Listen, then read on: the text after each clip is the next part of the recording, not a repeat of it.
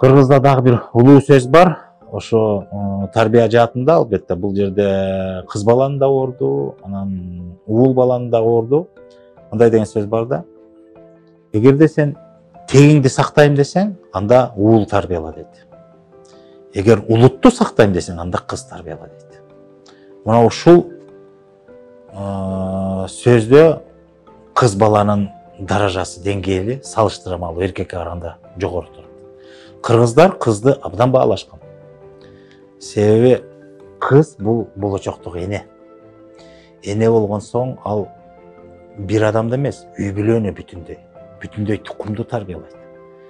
Анан бүтүндөй ошо элдин жүгүн көтөрчү, элдик уул азаматтарды, эр азаматтарды тарбиялоочу эне да. Ошо тарбиянын башаты эненин сүтү менен берилет. Ошон үчүн улуттун наркын, улуттун салттуулугун, улуттун касиеттүүлүгүн, ошонун баардыгын ошо эне сүтү менен, эне тарбиясы менен, адеби менен бериле турган жагдай бул өтө маанилүү. Ошон үчүн улуттук көрөнгө бул ошо кыздарда болот. Бул ички маселеге таандык болгон.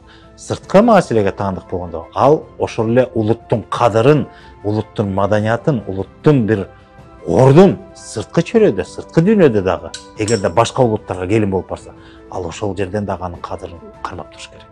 Ушундай мааниде айтылган.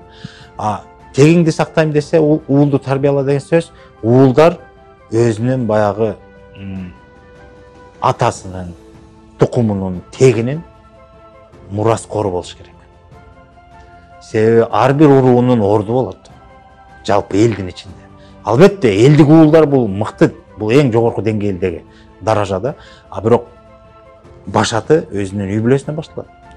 Баягы кыргызда сөз бар го, атага тең уул, атадан артык уул, анан атадан кем уул деген бар. Ошол атага тең уул болуу бул кадыресе, бул көрүнүш да. Атадан кем болгон бул аябай жаман уят. Ал эми атадан артык болсо, мына ошол өзүнүн ата тегинен сырткары элдик жүктү көтөргөн элдик уулдар бири болот да.